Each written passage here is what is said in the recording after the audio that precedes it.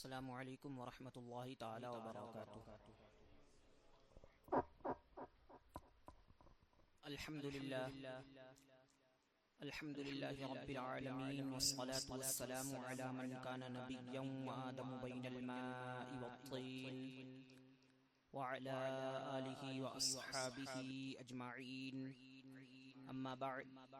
فاعوذ باللہ من الشیطان الرجیم، بسم اللہ الرحمن الرحیم۔ الذین ينفقون اموالهم باللیل والنہار صدق اللہ العظیم وبلغنا رسوله النبی الکریم ونحن على ذلك لمن الشاہدین والشاکرین والحمد للہ رب العالمین۔ آئیے بارگاہ رسالت مآب میں اپنی محبتوں کا خراج درود پاک کی شکل میں پیش کریں۔ اللہم صلی علی سیدنا و مولانا محمد وعلی آل سیدنا و مولانا محمد وبارک وسلم، صلاۃ و سلام علیک سیدی یا رسول اللہ صلی اللہ تعالی علیہ وسلم۔ آج کی جو شب ہے یہ اسلام کے تیسرے خلیفہ داماد نبی حضرت سیدنا عثمان غنی رضی اللہ تعالی عنہ کی ذات بابرکت کی جانب منسوب ہے۔ اللہ تبارک و تعالی کی بارگاہ میں دعا ہے کہ مولا کریم ہمیں آپ کے خصوصی فیضان سے مستفیض فرمائے اور آپ کے کردار، آپ کی سیرت کو اپنی زندگی میں ڈھالنے اور اپنی زندگی میں آپ کی سیرت کو مکمل طور پر عمل پیرا ہو کر آپ کی زندگی کو اپنا طرز عمل بنانے کی توفیق خیر عطا فرمائے۔ حضرت عثمان غنی رضی اللہ تعالی عنہ کی ذات بابرکت وہ کئی حیثیت سے خصوصیات کی حامل ہے۔ حضرت عثمان غنی رضی اللہ تعالی عنہ کا لقب ذو النورین ہے، جس کا معنی ہے دو نور والا۔ اعلیٰ حضرت نے فرمایا، نور کی سرکار سے پایا دوشالہ نور کا، ہو مبارک تم کو ذو النورین جوڑا نور کا۔ تو یہ دو نور کیوں آپ کو کہا جاتا ہے دو نوروں والا؟ اس کے الگ الگ محدثین اور شارحین نے تشریحات ذکر کی۔ سب سے زیادہ جو محدثین نے ذکر کیا وہ یہ کہ چونکہ آپ کے نکاح میں حضرت عثمان غنی رضی اللہ تعالی عنہ کے نکاح میں نبی کریم صلی اللہ علیہ وسلم کی دو شہزادیاں آئیں، اور حضرت آدم علیہ السلام سے لے کر قیامت تک کوئی ایسا شخص نہیں اس دنیا میں جس کے نکاح میں کسی نبی کی دو شہزادیاں آئیں۔ اس وجہ سے آپ کو ذو النورین کہا جاتا ہے، اور یہ لقب صرف دنیا میں ہی نہیں بلکہ یہ لقب آپ کا فرشتوں کے مابین ملائے اعلیٰ میں بھی آپ کا یہ لقب معروف ہے۔ حضرت نزال بن سبرہ ہلالی رضی اللہ تعالی عنہ جو تابعی ہیں، وہ فرماتے ہیں، سألت علیٰ عن عثمان بن عفان، میں نے حضرت مولائے کائنات علی رضی اللہ تعالی عنہ سے حضرت عثمان کے متعلق دریافت کیا، تو حضرت علی رضی اللہ تعالی عنہ نے ارشاد فرمایا، ذاک امرؤ یسمی فی الملأ الاعلی ذو النورین، کہ حضرت عثمان غنی کی ذات وہ ذات ہے جن کو ملائے اعلیٰ میں ذو النورین کے لقب سے یاد کیا جاتا ہے۔ تو ایک تو وجہ ذو النورین کی علماء نے یہ بیان کی، دوسری وجہ حضرت عثمان غنی رضی اللہ تعالی عنہ اسلام قبول کرنے سے پہلے بھی آپ کے اندر اللہ نے سخاوت کا وصف رکھا تھا، آپ بہت زیادہ سخاوت کیا کرتے، اور اسلام قبول کرنے کے بعد بھی آپ حد درجہ سخاوت کیا کرتے۔ تو سخاوت یہ اللہ کی جانب سے ایک نور ہے، لہذا اسلام قبول کرنے سے قبل بھی سخی، اسلام قبول کرنے کے بعد بھی سخی، تو گویا کہ دو نور والے حضرت عثمان غنی رضی اللہ تعالی۔ تیسری وجہ علماء کرام نے یہ ذکر کی کہ حضرت عثمان غنی کا یہ معمول تھا کہ آپ ایک نماز کے اندر، رات میں نماز میں ایک رکعت میں پورے قرآن مجید کی تلاوت فرمایا کرتے تھے۔ تو چونکہ نماز یہ ایک نور ہے اور قرآن مجید و فرقان حمید یہ ایک نور ہے، اور یہ دونوں وصف کو جمع کرنے والی جو ہستی ہے وہ دو نور والی ہے۔ حضرت عثمان غنی رضی اللہ تعالی عنہ سے جس وقت اللہ کے رسول صلی اللہ علیہ وسلم نے اپنی دوسری شہزادی حضرت ام کلثوم رضی اللہ تعالی عنہا کا نکاح فرمایا تو حضرت عثمان خود فرماتے ہیں کہ اللہ کے رسول صلی اللہ علیہ وسلم نے مجھ سے ارشاد فرمایا، یا عثمان لو ان عندي 10 لزوجتكهن واحدة بعد واحدة، کہ عثمان اگر میری 10 شہزادیاں بھی ہوتی تو میں یکے بعد دیگرے سب کا نکاح تم سے کر دیتا۔ فإني عنك لراض، کیونکہ میں تم سے راضی ہوں اور اللہ رب العزت بھی تم سے راضی ہے۔ حضرت عثمان غنی رضی اللہ تعالی عنہ کو ذو الہجرتین بھی کہا جاتا ہے، یعنی دو ہجرتیں کرنے والے۔ حضرت ابراہیم اور حضرت لوط علیہ الصلاۃ والتسلیم کے بعد نبی کریم صلی اللہ علیہ وسلم کے زمانے تک، حضرت عثمان غنی کے زمانے تک کوئی ایسی ہستی نہیں جو حضرت ابراہیم اور حضرت لوط علیہ السلام کے بعد جس نے اپنے گھر والوں کے ساتھ ہجرت کی۔ وہ حضرت عثمان غنی رضی اللہ تعالی عنہ کی واحد ہستی ہے کہ آپ نے پوری فیملی کے ساتھ ایک نہیں دو مرتبہ ہجرت فرمائی۔ پہلی ہجرت مقام حبشہ کی جانب اور دوسری ہجرت مدینہ منورہ کی جانب۔ تو یہ حضرت عثمان غنی رضی اللہ تعالی عنہ کی ذات بابرکت ہے۔ حضرت عثمان غنی رضی اللہ تعالی عنہ نے حضرت عثمان غنی رضی اللہ تعالیٰ عنہ کو اللہ کے رسول صلی اللہ علیہ وسلم نے ارشاد فرمایا تھا، لِكُلِّ نَبِيٍّ رَفِيقٌ فِي الْجَنَّةِ، جنت میں ہر نبی کا کوئی نہ کوئی ساتھی ہوتا ہے۔ وَرَفِيقِي فِيهَا عثمان بن عفان، اور جنت میں میرے ساتھی حضرت عثمان غنی رضی اللہ تعالیٰ عنہ۔ اسی طریقے سے ایک اور حدیث پاک میں اللہ کے رسول صلی اللہ علیہ وسلم نے ارشاد فرمایا، لَيَدْخُلُنَّ بِشَفَاعَةِ عثمان 70,000 كُلُّهُمْ قَدِ اسْتَوْجَبُوا النَّارَ الْجَنَّةَ بِغَيْرِ حِسَاب، کہ قیامت کے دن حضرت عثمان غنی کی شفاعت کے ذریعے 70,000 ایسے افراد جن پر ان کے گناہوں کی وجہ سے، ان کے اعمال کی وجہ سے جہنم واجب ہو چکی ہوگی، ایسے 70,000 افراد عثمان غنی کی شفاعت کے ذریعے جنت میں بغیر حساب و کتاب کے داخل ہوں۔ تو یہ حضرت عثمان غنی رضی اللہ تعالی عنہ کی ذات بابرکت۔ نبی کریم صلی اللہ حضرت ابو سعید خدری فرماتے ہیں کہ اللہ کے رسول صلی اللہ علیہ وسلم کی بارگاہ میں ایک شخص آیا اور اس نے آنے کے بعد سوال کیا، افی الجنت برق، کہ اے اللہ کے رسول کیا جنت میں بجلی ہوگی؟ جس طریقے سے آج ہم چراغ لے کر روشنی وغیرہ کا اہتمام کرتے ہیں، تو کیا جنت میں بھی بجلی ہوگی یا تاریکی اور اندھیرا ہوگا؟ تو اللہ کے رسول صلی اللہ علیہ وسلم نے فرمایا نعم، جنت میں بجلی ہوگی۔ اور پھر آگے اللہ کے رسول نے فرمایا، ان عثمان لیتحول من منزل الی منزل فتبرق له الجنہ، کہ جنت میں جب حضرت عثمان غنی ایک گھر سے دوسرے گھر کی جانب جانے کے لیے نکلیں گے تو ان کے چہرے کی رونق کی وجہ سے ساری جنت روشن و منور ہو جائے گی۔ تو یہ اللہ کے رسول صلی اللہ علیہ وآلہ وسلم نے حضرت عثمان غنی رضی اللہ تعالیٰ عنہ کے فضائل و محاسن ذکر فرمائے۔ حضرت عائشہ صدیقہ رضی اللہ تعالیٰ عنہ ارشاد فرماتی ہیں کہ میں اللہ کے رسول صلی اللہ علیہ وسلم کی بارگاہ میں حاضر تھی، اتنے میں دروازے پر دستک ہوئی۔ اللہ کے رسول صلی اللہ علیہ وسلم نے پوچھا کون؟ فرمایا ابو بکر۔ اللہ کے رسول نے اجازت دی، وہ آ کر کے تشریف لے۔ اس وقت نبی کریم صلی اللہ علیہ وسلم کا جو ازار تھا اس سے پنڈلی کا کچھ حصہ وہ کھلا ہوا تھا۔ اللہ کے رسول صلی اللہ علیہ وسلم اسی حالت میں جلوہ گر رہے۔ تھوڑی دیر کے بعد پھر دستک ہوئی، پوچھا کون؟ کہا عمر۔ اللہ کے رسول صلی اللہ علیہ وسلم نے اجازت دی، وہ بھی آ کر جلوہ گر۔ تیسری مرتبہ پھر دستک ہوئی تو اللہ کے رسول نے دریافت کیا کون؟ تو جواب آیا حضرت عثمان ابن عفان۔ تو اللہ کے رسول صلی اللہ علیہ وسلم کا جو ازار، جو پنڈلی کا کچھ حصہ کھلا ہوا تھا، اللہ کے رسول نے اس کو سمیٹ لیا اور اس کو ڈھانپ لیا۔ جب حضرت عثمان آ کر کے جلوہ گر ہوئے،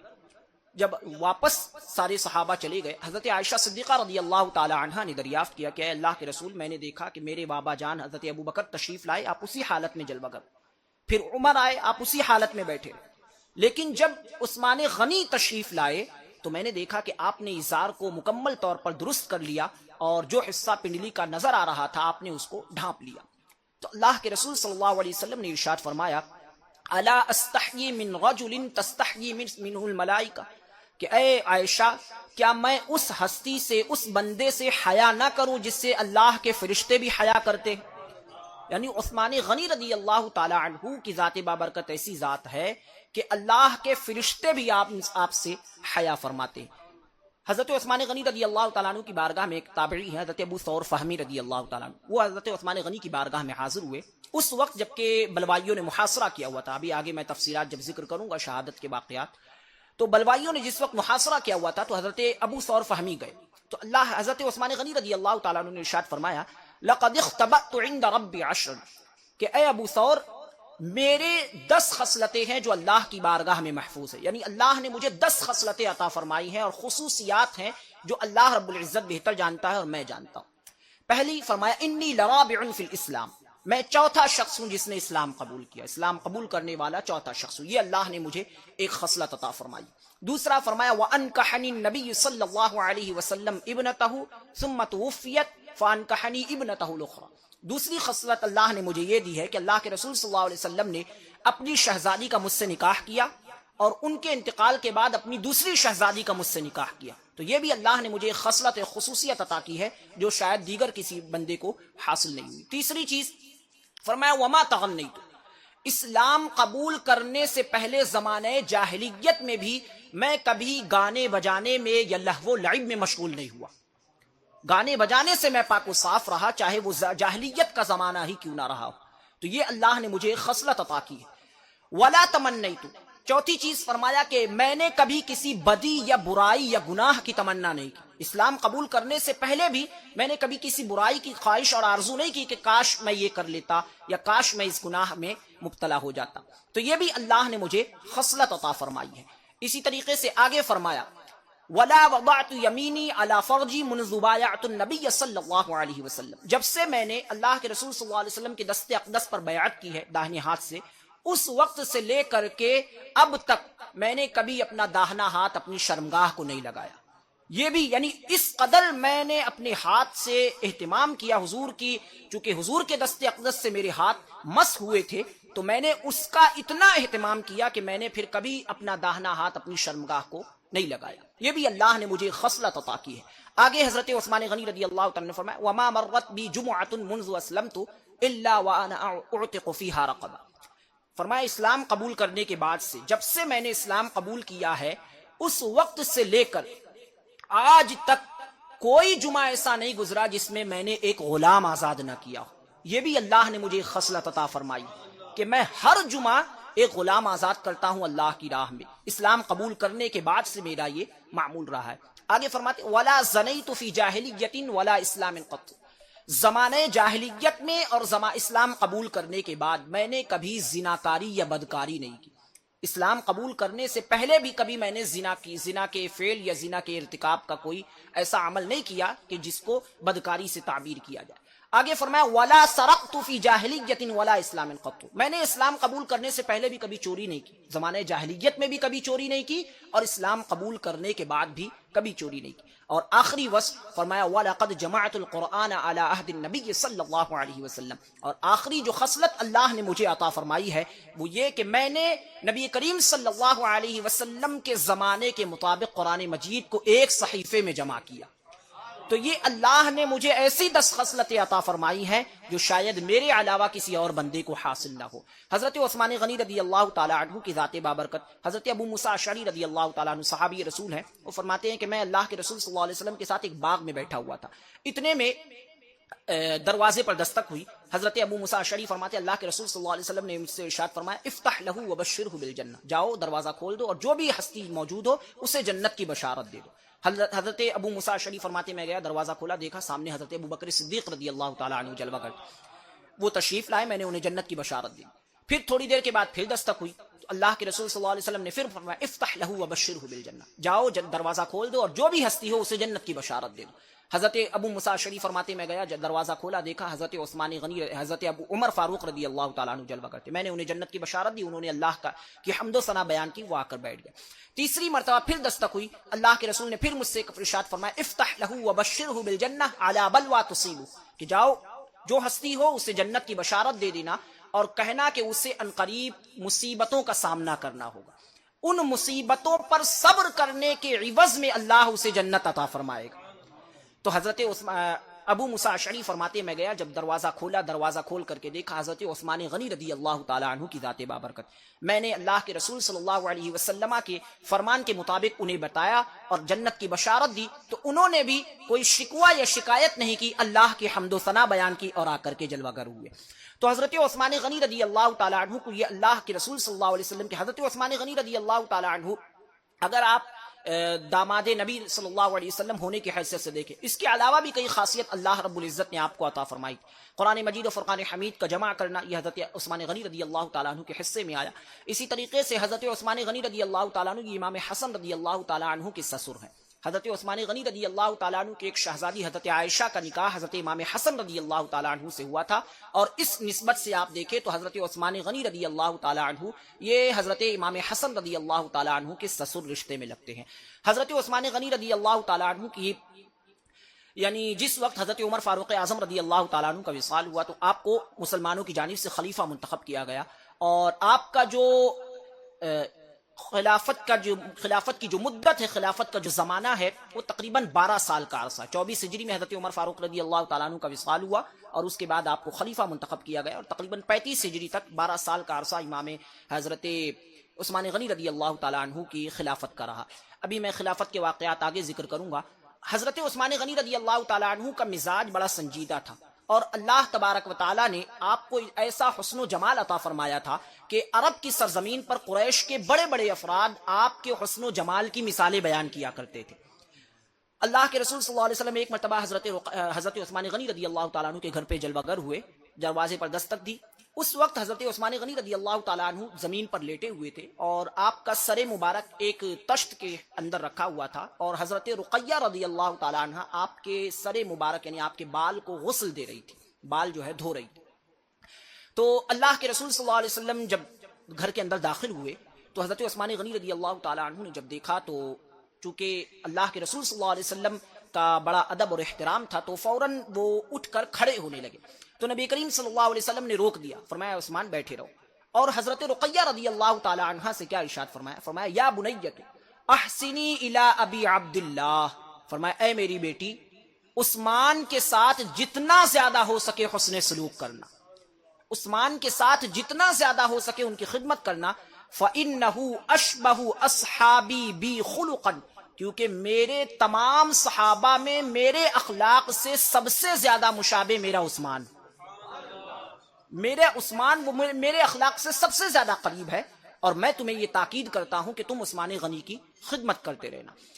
اللہ کے رسول حضرت عثمان غنی رضی اللہ تعالیٰ عنہ کا جب زمانہ خلافت یہ 24 ہجری سے اس کا آغاز ہوا، اللہ کے رسول صلی اللہ علیہ وسلم نے حضرت عثمان غنی کو جنت کی بشارت پہلے ہی عطا فرما دی تھی. جس وقت اللہ کے رسول صلی اللہ علیہ وسلم احد پہاڑ پر تشریف لے گئے تھے تو احد پہاڑ وہ خوشی سے حرکت کرنے لگا تھا. آپ حضرات سن چکے ہوں گے علماء کی زبانی، مسلم شریف کے اندر یہ روایت ہے. تو اللہ کے رسول صلی اللہ علیہ وسلم نے احد پہاڑ کو ٹھوکر لگائی اور فرمایا اثبت احد فانما علیک نبی وصدیق وشہیدان، اے احد ٹھہر جا کیونکہ تجھ پر ایک نبی، ایک صدیق اور 2 شہید جلوہ گر. تو اللہ کے رسول صلی اللہ علیہ وسلم نے حضرت عمر اس وقت ساتھ میں تھے، حضرت عثمان غنی تھے اور حضرت ابوبکر صدیق. تو اللہ کے رسول صلی اللہ علیہ وسلم نے فرمایا ایک نبی یعنی میں جلوہ گر ہوں، ایک صدیق یعنی حضرت ابوبکر صدیق، اور 2 شہید یعنی ایک حضرت عمر اور ایک حضرت عثمان غنی رضی اللہ تعالیٰ. تو جس وقت اللہ کے رسول صلی اللہ علیہ وسلم نے یہ بیان فرمایا تھا، اعلیٰ حضرت رضی اللہ تعالیٰ نے اسی کو شعر میں ذکر کیا، ایک ٹھوکر میں احد کا زلزلہ جاتا رہا، رکھتی ہیں کتنا وقار اللہ اکبر ایڑیاں. تو حضرت عثمان غنی رضی اللہ تعالیٰ عنہ کو اپنی شہادت پر یقین کامل تھا کہ مجھے اللہ کے رسول نے جب شہادت کی بشارت دے دی ہے تو اب مجھے عام موت نہیں آنی، مجھے شہادت کی موت اللہ کی جانب سے دی جائے گی. حضرت عثمان غنی رضی اللہ تعالیٰ عنہ کا مزاج چونکہ سنجیدہ تھا تو حضرت عثمان غنی کا دور خلافت ابتدائی 6 سالوں میں باقی تمام خلفاء سے زیادہ بہتر رہا، چونکہ مزاج میں سختی نہیں تھی. جس طریقے سے حضرت عمر رضی اللہ تعالیٰ عنہ کا روب و دبدبہ لوگوں کے دلوں میں تھا تو لوگ بات کہنے سے بھی ہچکچایا کرتے تھے، لیکن حضرت عثمان غنی یہ سنجیدہ مزاج کے تھے تو جو بھی معاملات ہوتے تھے وہ آپ کی بارگاہ میں پیش کر دیے جاتے. تو 6 سال ابتدائی حضرت عثمان غنی رضی اللہ تعالیٰ عنہ کے بڑے بہتر رہے. آخری کے 6 سالوں میں چند معاملات پیش آئے، وہ اس طریقے سے کہ حضرت عثمان غنی رضی اللہ تعالیٰ عنہ کے رشتے میں ایک بھائی لگتے تھے، حضرت ان کا نام تھا عبداللہ بن ابی سرح. یہ ایک بندہ تھا جو حضرت عثمان غنی کی رشتہ داری میں تھا. حضرت عثمان غنی نے اس کو مصر کا گورنر مقرر کر دی. اب جب اس کو مصر کا گورنر مقرر کیا تو یہ بندہ وہاں پر جانے کے بعد وہاں کے لوگوں پر مظالم ڈھانے لگا، لوگوں پر ظلم و ستم کرنے لگا،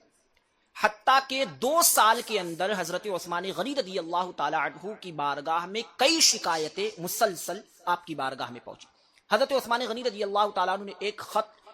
عبداللہ بن ابی سرح کے نام لکھا کہ دیکھو تمہاری شکایتیں آ رہی ہیں مسلسل، تو لہذا میں تمہیں تاکید کرتا ہوں کہ تم جو ہے ظلم و ستم سے باز آؤ، آنے والے وقت میں کوئی بھی شکایت، کسی بھی طریقے کی کوئی شکایت تمہاری مجھ تک نہ پہنچے۔ عبداللہ بن ابی سرح کو جب حضرت عثمان غنی نے یہ خط لکھا تو اس شخص نے بجائے اس کے کہ حضرت عثمان غنی کی نصیحت پر عمل کرتا، اس نے اور زیادہ ظلم لوگوں پر کرنا شروع کر دیا، اور جو افراد حضرت عثمان غنی رضی اللہ تعالیٰ عنہ کی بارگاہ میں شکایت لے کر مدینہ منورہ آئے تھے ان تمام کو قتل کروا دیا۔ اس سے معاملات اور زیادہ بگڑ گئے مصر کی سرزمین پر۔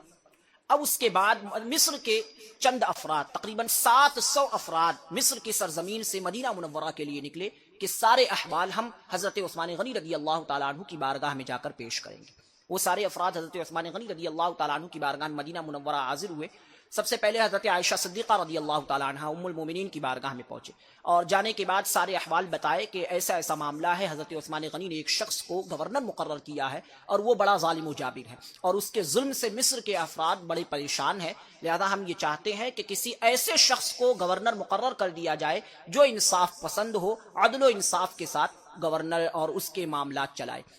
تو حضرت ام المومنین عائشہ صدیقہ رضی اللہ تعالی عنہا نے فرمایا کہ ٹھیک ہے، ایسی بات ہے تو میں پیغام بھیجوا دیتی ہوں۔ حضرت ام المومنین عائشہ صدیقہ رضی اللہ تعالی عنہا نے ایک پیغام بھیجوایا حضرت عثمان غنی رضی اللہ تعالی عنہ کی بارگاہ میں کہ مصر کی سرزمین سے مسلمان آئے ہوئے ہیں، ان میں صحابہ بھی موجود ہیں، لہذا ان کی بات سنی جائے اور ان کے جو بھی معاملات ہوں ان کو حل کر دیا جائے۔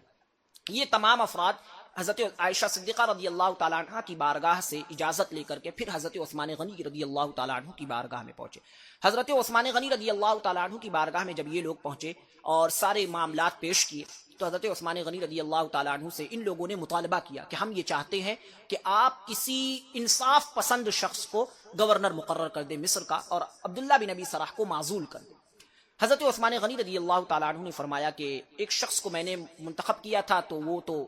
غلط نکل گیا، تو اب فرمایا کہ اختاروا رجلا مکانہ اولیہ علیکم، کہ تم ہی اپنے میں سے کسی ایک بندے کو منتخب کر لو، چن لو، اور میں اس کا تقرری نامہ جاری کر دوں گا، اس کے تقرری نامے کا فرمان جاری کر دوں گا۔ حضرت عثمان غنی رضی اللہ تعالیٰ نے جب یہ فرمایا تو وہ سارے افراد جو آئے ہوئے تھے ان لوگوں نے اپنے درمیان میں سے حضرت ابوبکر کے صاحبزادے حضرت محمد بن ابو بکر رضی اللہ تعالیٰ عنہ کو منتخب کیا کہ ہم انہیں منتخب کرتے ہیں، آپ ہماری جانب سے انہیں جو ہے گورنر تسلیم کرے اور ان کے تقرری نامے کا فرمان جاری کر۔ حضرت عثمان غنی رضی اللہ تعالیٰ عنہ نے فوراً ایک رقعہ لکھا جس میں عبداللہ بن ابی سرح کا معزولی نامہ تھا، یعنی اس کو معزول کرنے کا حکم تھا، اور محمد بن ابو بکر رضی اللہ تعالیٰ عنہ کی تقرری کا اس میں فرمان تھا، اور آپ نے مہر لگائی اور ان کے حوالے کر دیا۔ وہ رقعہ لے کر کے وہ سارے افراد مدینہ منورہ سے مصر کی سرزمین کی طرف چل پڑے۔ اب دیکھیں آغاز فتنے کا کس طریقے سے ہوا۔ مصر کی سرزمین پر جب یہ افراد جانے لگے تو ابھی کچھ دور مدینہ منورہ سے یہ پہنچے تھے، اتنے میں انہیں ایک شخص نظر آیا جو بڑی تیزی کے ساتھ اونٹنی پر سوار ہو کر کے مصر کی جانب جا رہا تھا۔ تو انہوں نے جب دیکھا تو انہیں محسوس ہوا کہ یہ یا تو قاصد ہے کسی کا اور یا پھر غلام ہے کہ بھاگ کر کے کہیں جا رہا ہے۔ انہوں نے فوراً اس کا پیچھا کیا اور اس کو اپنی گرفت، اپنی تحویل میں لے لیا۔ جب تحویل میں لیا تو دیکھا تو وہ شخص حضرت عثمان غنی رضی اللہ تعالی عنہ کا غلام تھا۔ اس سے پوچھا کہ تم کون ہو، کہاں جا رہے ہو؟ تو اس نے کہا کہ میں حضرت عثمان غنی رضی اللہ تعالیٰ عنہ کا غلام۔ پھر تھوڑی دیر کے بعد کہا کہ نہیں، میں مروان بن حکم کا غلام۔ تو ایک شخص نے پہچان لیا، کہا میں جانتا ہوں یہ جو ہے حضرت عثمان غنی رضی اللہ تعالیٰ عنہ کا غلام ہے۔ اس کے بعد حضرت عثمان غنی رضی اللہ تعالیٰ عنہ کی اونٹنی بھی اس کے ساتھ موجود تھی۔ لوگوں نے پہچانا کہ ہاں یہ حضرت عثمان غنی کی اونٹنی۔ لوگوں نے اس سے پوچھا کہ کہاں جا رہے ہو، بڑی تیزی کے ساتھ جا رہے تھے، کہاں جا رہے؟ تو اس نے کوئی جواب نہیں دیا۔ حضرت محمد بن ابی بکر نے حکم دیا کہ اس کی تلاشی لی جائے، یہ جس انداز میں جا رہا ہے یہ عام انداز نہیں جانے کا، اس کی تلاشی لی جائے۔ جب تلاشی لی گئی تو اس کے پاس ایک مشکیزہ تھا جو خشک تھا، اس کے اندر ایک رقعہ نکلی۔ اس رقعے کو جب ان لوگوں نے نکال کر کے دیکھا تو اس کے اندر یہ لکھا، وہ رقعہ عبداللہ بن ابی سرح کے نام تھا، اور اس میں یہ لکھا ہوا تھا اذا اتاک محمد بن ابی بکر وفلان وفلان، جب تمہارے پاس محمد بن ابو بکر اور فلاں فلاں فلاں یہ لوگ پہنچے، فاحتل فی قتلہ، تو کسی حیلے سے انہیں قتل کر دو، وابطل کتابہ، اور ان کے پاس جو رقعہ ہے اسے ختم کر دو، وقر علی عملک حتی یأتیک رأیی، اور اپنے عہدے پر قائم رہو جب تک میرا فرمان نہ آ جائے۔ یہ مضمون اس رقعے کے اندر لکھا ہوا تھا۔ اب یہ سارے افراد جو مدینہ منورہ سے مصر جا رہے تھے یہ حیران تھے کہ آخر معاملہ کیا ہے۔ ابھی تو حضرت عثمان غنی رضی اللہ تعالی عنہ نے ہمیں رقعہ دیا جس میں عبداللہ بن ابی سرح کا معزولی نامہ تھا، اس کے معزول کرنے کا حکم دیا گیا تھا، اور یہ دوسرا جو رقعہ ہے اس میں ہمارے قتل کا حکم دیا گیا۔ تو یہ سارے افراد اسی جگہ سے واپس مدینہ منورہ کے لیے لوٹ پڑے، اور مدینہ منورہ آنے کے بعد یہ تمام افراد حضرت مولا کائنات علی مرتضیٰ کرم اللہ تعالی وجہ الکریم کی بارگاہ میں پہنچے، اور جانے کے بعد وہ رقعہ حضرت مولا کائنات کے سامنے پیش کیا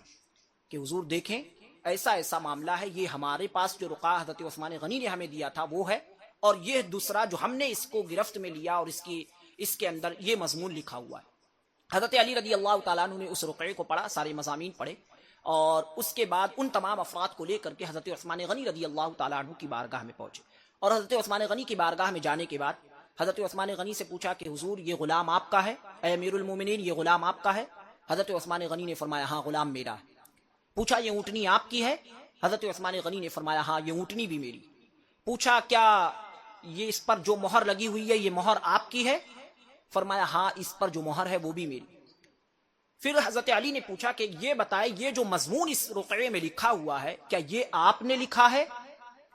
تو حضرت عثمان غنی نے جب پورا مضمون دیکھا تو فرمایا میں نے اسے نہیں لکھا، نہ کسی کو لکھنے کا حکم دیا۔ تو حضرت علی رضی اللہ تعالیٰ عنہ نے فرمایا کہ اے امیر المومنین تعجب ہے کہ آپ کہہ رہے ہیں کہ اونٹنی آپ کی ہے، غلام آپ کا ہے، مہر آپ کی لگی ہوئی، لیکن آپ کہہ رہے ہیں کہ نہ آپ نے لکھا ہے نہ آپ نے کسی کو لکھنے کا حکم دیا۔ تو حضرت عثمان غنی رضی اللہ تعالیٰ عنہ نے قسم کھا کر کے فرمایا کہ اللہ کی قسم نہ میں نے یہ رقعہ لکھا ہے نہ کسی کو لکھنے کا حکم دیا ہے، اور نہ ہی اس کے تعلق سے مجھے کوئی جانکاری۔ اب جب حضرت عثمان غنی رضی اللہ تعالیٰ عنہ نے صاف لفظوں میں قسم کھا کر کے انکار فرما دیا تو جو افراد وہ حضرت علی کے ساتھ آئے ہوئے تھے، جو مصر کی سرزمین کے رہنے والے افراد تھے، ان لوگوں نے اس تحریر کو پہچان لیا۔ ان لوگوں نے کہا یہ تحریر مروان بن حکم کی تحریر کے مشابہ، ہینڈ رائٹنگ جسے کہا جاتا ہے، تو ہینڈ رائٹنگ سے بندہ پہچان لیا کر۔ ان لوگوں نے کہا کہ یہ مروان کی تحریر کے مشابہ تحریر لگ رہی۔ اس وقت مروان بن حکم یہ حضرت عثمان غنی کا ایک رشتہ دار تھا اور حضرت عثمان غنی کے گھر میں موجود تھا۔ تو اب ان لوگوں نے جب اس چیز کا اعتراف کیا کہ تحریر مروان کی تحریر کے مشابہ ہے، تو ان لوگوں نے مطالبہ کیا کہ مروان کو ہمارے حوالے کر دیا جائے۔ حضرت عثمان غنی رضی اللہ تعالی عنہ نے انکار فرما دیا کہ نہیں میں اسے تمہارے حوالے نہیں کر سکتا۔ اس کی وجہ یہ تھی کہ شریعت مطہرہ کا یہ قانون ہے، الخط یشبہ الخط، ایک تحریر دوسری تحریر کے مشابہ ہو سکتی، یہ اصول۔ اور اسلامی قانون یعنی اسلامی سلطنت میں کسی پر شرعی حد شرعی سزا نافذ کرنے کے لیے یقین ہونا ضروری ہے، صرف شبہ کی بنیاد پر کسی کو اسلامی سزا نہیں دی جا سکتی۔ حضرت عثمان غنی جانتے تھے کہ یہ لوگ غصے میں ہیں، اگر میں نے مروان کو ان کے حوالے کیا تو یہ اسے فوراً قتل کر دیں گے، تو میں یہ نہیں چاہتا کہ میری سلطنت میں میری موجودگی میں میری خلافت کے زمانے میں کسی شخص کو شبہ کی بنیاد پر قتل کر دیا جائے۔ جب تک یقین اور اس کے ساتھ کوئی ثبوت نہ مل جائے تب تک شرعی سزا اسلامی سزا جاری نہیں ہو سکتی۔ تو اس وجہ سے حضرت عثمان غنی نے منع فرما دیا۔ اب جو افراد حضرت عثمان غنی کی بارگاہ میں آئے ہوئے تھے وہ ایک ایک کر کے اٹھ کر جانے لگے، کوئی یہاں سے نکل گیا کوئی وہاں سے نکل گیا، اور چیمی گوئیاں شروع ہو گئی۔ کوئی یہ کہہ رہا تھا کہ حضرت عثمان غنی رضی اللہ تعالی عنہ اللہ کی جھوٹی قسم نہیں کھا سکتے، کوئی یہ کہہ رہا تھا کہ حضرت عثمان غنی رضی اللہ تعالی عنہ اگر سچ فرما رہے ہیں تو پھر مروان کو ہمارے حوالے کیوں نہیں کیا، کوئی کچھ تو کوئی کچھ، اس طریقے سے چیمی گوئیاں شروع ہونے لگی۔ صحابہ کرام بھی یک بعد دیگر حضرت طلحہ حضرت زبیر ایک ایک کر کے اٹھ کر چلے گئے۔ اب یہ افراد جو مصر کی سرزمین سے آئے ہوئے تھے، ان لوگوں نے حضرت عثمان غنی رضی اللہ تعالی عنہ کے گھر کا محاصرہ کر لیا، گھر کو گھیر لیا، اور انہیں ہی بلوائی کہا جاتا ہے۔ بلوائی کا معنی ہوتا ہے دنگا کرنے والا، فساد کرنے والا، بلوا کرنے والا، انہیں ہی بلوائی کہا جاتا ہے۔ ان لوگوں نے حضرت عثمان غنی رضی اللہ تعالیٰ عنہ کے گھر کا محاصرہ کر لیا۔ حضرت عثمان غنی رضی اللہ تعالیٰ عنہ کا جب محاصرہ کر لیا، کچھ دن گزرے، حضرت عثمان غنی رضی اللہ تعالیٰ عنہ کے گھر میں پانی ختم ہو گیا۔ حضرت عثمان غنی رضی اللہ تعالیٰ عنہ اب اپنے گھر میں محصور ہے، بند، آپ نے دیوار سے جھانک کر کے دیکھا تو سارے افراد باہر شور و غوغا مچائے ہوئے تھے. آپ نے پوچھا کیا تم میں علی ہیں؟ تو لوگوں نے بتایا نہیں، علی موجود نہیں. پوچھا کیا تم میں طلحہ ہے؟ لوگوں نے بتایا نہیں، طلحہ بھی موجود نہیں. پوچھا کیا تم میں زبیر ہے؟ لوگوں نے کہا نہیں، زبیر بھی موجود نہیں. تو حضرت عثمان غنی رضی اللہ تعالیٰ عنہ نے فرمایا کہ کسی طریقے سے علی تک یہ بات پہنچا دی جائے کہ عثمان کے گھر میں پانی ختم ہو چکا ہے، وہ کسی طریقے سے پانی کا اہتمام کرتے. شدہ کر کے یہ بات حضرت مولائے کائنات رضی اللہ تعالیٰ عنہ تک پہنچی، حضرت علی تک. اور حضرت علی رضی اللہ تعالیٰ عنہ تک یہ بات پہنچی تو آپ نے 3 مشکیزوں کا اہتمام کیا. 3 مشکیزیں آپ نے تیار کروائے پانی کے کہ یہ جو ہے امیر المومنین حضرت عثمان غنی رضی اللہ تعالیٰ عنہ کے گھر تک پہنچا دیے جائیں. لیکن جب وہ مشکیزیں لے کر کے وہ افراد جو لانے والے تھے وہ حضرت عثمان غنی کے گھر کو نکلے تو بلوائیوں نے تیر اندازی شروع کر دی، حتیٰ کہ اس پانی کے حضرت عثمان غنی کے گھر تک پہنچنے تک کئی افراد زخمی ہو گئے. جب یہ واقعہ پیش آیا تو حضرت علی رضی اللہ تعالیٰ عنہ کو اس بات کا اندازہ ہو گیا کہ یہ لوگ حضرت عثمان غنی کو شہید کرنا چاہتے.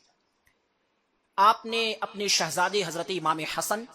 اور دوسرے شہزادے حضرت امام حسین رضی اللہ تعالیٰ عنہما کو تیار کیا، دونوں کو تلواریں دی اور حضرت عثمان غنی کے گھر کے دروازے پر کھڑا کر دیا اور فرمایا خبردار ان بلوائیوں میں سے کوئی بھی شخص حضرت عثمان غنی کے گھر کے اندر داخل نہ ہو جائے، تم پہرے داری کرو، کوئی بھی شخص بلوائیوں میں سے اندر نہیں جانا چاہے. اپنے غلام قمبر کو بھی تلوار دے کر کے دروازے پر کھڑا کیا. دیگر صحابہ حضرت طلحہ نے اپنے صاحبزادے محمد بن طلحہ کو تیار کیا اور انہیں تلوار دے کر کے دروازے پر کھڑا کیا کہ خبردار ان بلوائیوں میں سے کوئی بھی شخص اندر نہ جانے پائے، امیر المومنین حضرت عثمان غنی کو کسی طرح سے ایذا نہیں پہنچنی چاہیے. حضرت زبیر نے اپنے صاحبزادے حضرت عبداللہ بن زبیر کو تیار کیا تلوار دے کر کے کہ تم بھی دروازے پر پہرا دو اور کوئی بھی بلوائی اندر نہ جا پائے. اب جس وقت یہ بلوائی سارے جو موجود تھے ان لوگوں نے باہر بڑا شور و غوغا مچا رکھا تھا، اس طریقے سے شور مچایا ہوا تھا کہ اندر کی کوئی آواز حضرت عثمان غنی کے گھر کے اندر کی کوئی آواز باہر نہیں جا رہی تھی اور باہر کی کوئی آواز اندر نہیں آ پا رہی تھی، صرف شور ہی سنائی دے رہا تھا. جس وقت ان لوگوں نے محاصرہ کیا اور سامنے دروازے پر یہ تمام افراد پہرےداری کے طور پر لگا دیے گئے، حضرت عبداللہ بن عمر رضی اللہ تعالی عنہ وہ حضرت عثمان غنی رضی اللہ تعالیٰ عنہ کے گھر میں آئے. آنے کے بعد فرمایا اے امیر المومنین، آپ کی بارگاہ میں دو تجاویز لے کر کے حاضر ہوا ہوں، 2 تجویزیں لے کر کے حاضر ہوا. آپ دونوں تجویزوں میں سے جسے پسند کرے اس تجویز پر عمل کرے. حضرت عثمان غنی نے پوچھا کیا ہے؟ حضرت عبداللہ بن عمر رضی اللہ تعالیٰ نے فرمایا کہ یہ جتنے لوگ باہر دنگا مچائے ہوئے ہیں، فساد پھیلائے ہوئے ہیں، یہ سارے بلوائی جتنے ہیں، اگر آپ صرف ایک اجازت دے دیں تو ہم ان سب کا صفایا کر دیں. مدینہ منورہ کے مسلمان آج بھی ہمارے آپ کے ساتھ ہیں اور میری رگوں میں فاروق اعظم کا خون دوڑ رہا ہے، آپ اجازت دیں تو ہم ان سب کا چند لمحوں میں صفایا کر دیں. تو آپ ہمیں اجازت دے دیں کہ ہم ان پر یعنی جوابی کاروائی کر سکیں. اور میری فرمایا دوسری تجویز کیا ہے؟ کہا دوسری تجویز یہ ہے کہ ہم آپ کو مکمل پہرے داری میں ایک اونٹنی پر سوار کر دیتے ہیں اور سوار کر کے پھر آپ کو ہم حفاظت کے ساتھ مدینہ منورہ سے نکال کر ملک شام کی طرف روانہ کر دیں گے. ملک شام میں آپ کے رشتہ دار حضرت امیر معاویہ رضی اللہ تعالیٰ عنہ جلوہ گر ہیں، وہاں پر ان کی حکومت بڑی مضبوط اور مستحکم. تو جب آپ وہاں پہنچ جائیں گے تو پھر وہ آپ کو کسی طرح کی تکلیف نہیں پہنچنے دیں گے، کوئی بھی آپ تک نہیں پہنچ سکے گا. حضرت عثمان غنی رضی اللہ تعالی عنہ نے فرمایا کہ جہاں تک سوال ہے کہ میں اجازت دے دوں قتل و غارت گری کا، تو میں یہ نہیں چاہتا کہ میری وجہ سے مدینہ منورہ کی پاک سرزمین پر قتل و غارت گری ہو اور کسی مسلمان کو قتل کیا جائے. اور جہاں تک دوسری چیز کا تعلق ہے کہ میں ملک شام چلا جاؤں، تو فرمایا میں یہ نہیں چاہتا کہ میں شہر رسول چھوڑ کر چلا جاؤں، میں شہر رسول میں رہ کر کے ہی انتقال کرنا چاہتا ہوں، یہ میرے آقا کا شہر. غرض یہ کہ حضرت عثمان غنی رضی اللہ تعالی عنہ نے انکار فرما دیا. حضرت عبداللہ بن عمر واپس تشریف لے گئے. اب حضرت عثمان غنی رضی اللہ تعالی عنہ کے جو غلام تھے وہ آپ کی بارگاہ میں حاضر، اور آپ جانتے ہیں حضرت عثمان غنی اہل ثروت میں سے تھے، اللہ رب العزت نے مالو، تو یہ غلام یہ کئی سو تعداد میں تھے، وہ خود ایک فوج کے برابر تھے. وہ سارے غلام حاضر ہوئے اور ان میں کئی غلام حبشہ کے رہنے والے تھے. اور آپ جانتے ہیں حبشہ کے جو غلام ہوتے ہیں، حبشہ کے جو اشخاص ہوتے ہیں، وہ بڑے عظیم الجثہ ہوا کرتے ہیں، جسم و جسمانیت میں، قد و قامت میں بڑے لحیم شحیم ہوا کرتے. تو وہ غلام پھر حضرت عثمان غنی کی بارگاہ میں حاضر ہوئے اور انہوں نے آنے کے بعد اجازت طلب کی کہ اے آقا آپ اجازت دیں. افریقہ کے حبشہ کے جو غلام تھے انہوں نے کہا کہ ہماری تلوار کی تاب تو خراسان سے لے کر افریقہ تک کوئی نہیں لا سکتا، تو یہ جو باہر چند افراد کھڑے ہو کر کے شور مچائے ہوئے ہیں ان کی کیا حیثیت ہے، آپ اجازت دیں تو ہم ابھی ان کا صفایا کر دیں. حضرت عثمان غنی رضی اللہ تعالیٰ عنہ نے فرمایا واللہ لان اقتل قبل الدماء احب الی من ان اقتل بعد الدماء، کہ اللہ کی قسم خون ریزی سے پہلے مجھے قتل کر دیا جانا، مجھے شہید کر دیا جانا، یہ خون ریزی کے بعد شہید کر دیے جانے سے مجھے زیادہ محبوب. یعنی میری شہادت کی بشارت اللہ کے رسول نے عطا فرما دی تو میری شہادت تو یقینی ہے، لیکن میں یہ نہیں چاہتا کہ میری شہادت سے پہلے میری وجہ سے قتل و غارت گری ہو، خون ریزی، لہذا میں تمہیں اجازت نہیں دیتا، اور اگر میری حکم کی کسی نے خلاف ورزی کی، حکم عدولی کی، تو میں اسے آزاد کرتا ہوں. آپ نے غلاموں کو بھی منع فرما دیا. اب حضرت عثمان غنی رضی اللہ تعالیٰ عنہ کے جو غلام تھے وہ بھی تشریف لے گئے. ان لوگوں نے محاصرے میں مسلسل تنگی کرنا شروع کر دیا، حتیٰ کہ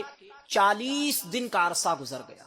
حضرت عثمان غنی رضی اللہ تعالیٰ عنہ تک پانی پہنچنے کا بھی کوئی ذریعہ نہیں تھا، اور حضرت عثمان غنی رضی اللہ تعالیٰ عنہ اپنے گھر میں محصور تھے. جب ادھر دروازے پر ان بلوائیوں نے دیکھا کہ دروازے پر پہرے داری لگی ہوئی ہے، حضرت امام حسن، حضرت امام حسین اور دیگر صحابہ وہ جلوہ گر ہیں اور اندر جانے کی کوئی سبیل نہیں، تو ان لوگوں نے حضرت عثمان غنی کے گھر کا جو پڑوس میں گھر تھا، جو پڑوسی کا گھر تھا، اس گھر میں وہ گئے اور وہاں سے دیوار کود کر کے پھر حضرت عثمان غنی کے گھر میں داخل. حضرت عثمان غنی رضی اللہ تعالیٰ عنہ اس وقت صحن کے حصے میں بیٹھے ہوئے تھے، قرآن مجید کی تلاوت کر رہے تھے، روزے سے تھے. آپ کے ساتھ میں آپ کی اہلیہ حضرت نائلہ رضی اللہ تعالیٰ عنہ وہ بھی بیٹھی ہوئی. گھر کے دیگر افراد وہ اوپری حصے میں تھے. آپ صحن میں تلاوت فرما رہے تھے اور ان میں سے 2 افراد آئے اور حضرت عثمان غنی رضی اللہ تعالیٰ عنہ پر حملہ کیا تلوار سے، اور حملہ اس قدر شدید تھا کہ حضرت نائلہ رضی اللہ تعالیٰ عنہ نے روکنے کی کوشش کی، لیکن جو ہاتھ لگا کر جو روکنے کی کوشش کی تو تلوار سے انگلیاں کٹ گئیں اور حضرت عثمان غنی رضی اللہ تعالیٰ عنہ جام شہادت نوش کر گئے. انا للہ و انا الیہ راجعون. 40 دن محاصرے کے بعد روزے کی حالت میں قرآن مجید کی تلاوت کرتے ہوئے حضرت عثمان غنی رضی اللہ تعالیٰ عنہ کو شہید کر دیا گیا. اس وقت حضرت نائلہ رضی اللہ تعالیٰ عنہ نے آواز لگائی، لیکن میں نے ذکر کیا کہ باہر چونکہ ایک شور و غوغا مچا ہوا تھا تو آپ کی کوئی بھی آواز باہر نہیں پہنچ سکی. جب حضرت عثمان غنی رضی اللہ تعالیٰ عنہ کو شہید کر دیا گیا تب حضرت نائلہ رضی اللہ تعالیٰ عنہ گھر کے اوپری حصے میں گئی اور وہاں سے جا کر کے مسلمانوں کو آواز لگائی کہ مسلمانوں، امیر المومنین شہید کر دیے گئے. اب جتنے اکابر صحابہ تھے مدینہ منورہ کی سرزمین پر وہ سب حیران تھے کہ آخر یہ کیا معاملہ ہوا، دروازے پر تو ہم لوگوں نے پہرے داری لگائی ہوئی تھی تو آخر کیسے شہید کر دیا گیا. حضرت علی رضی اللہ تعالیٰ عنہ تک جب یہ خبر پہنچی آپ غصے کے عالم میں تشریف لائے. حضرت امام حسن رضی اللہ تعالیٰ عنہ کو تماچا مارا، امام حسین کے سینے پر گھونسا مارا اور فرمایا کیف قتل امیر المؤمنین وانتما علی الباب،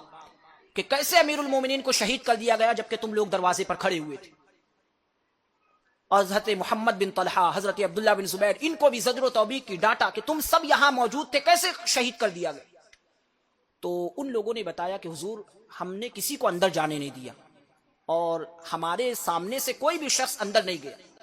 حضرت علی رضی اللہ تعالیٰ عنہ نے جب معلوم کیا تو معلوم ہوا کہ پڑوسی کی دیوار کود کر کے وہ حضرت عثمان غنی رضی اللہ تعالیٰ عنہ کے گھر میں داخل ہوئے تھے اور حضرت عثمان غنی کو شہید کر دیا. حضرت نائلہ رضی اللہ تعالیٰ عنہ سے حضرت علی رضی اللہ تعالیٰ نے پوچھا کہ کس نے شہید کیا امام علی، حضرت عثمان غنی رضی اللہ تعالیٰ عنہ. تو حضرت نائلہ نے فرمایا کہ میں یہ تو نہیں جانتی کہ کس نے شہید کیا، لیکن ان کے ساتھ حضرت محمد بن ابو بکر بھی آئے ہوئے تھے.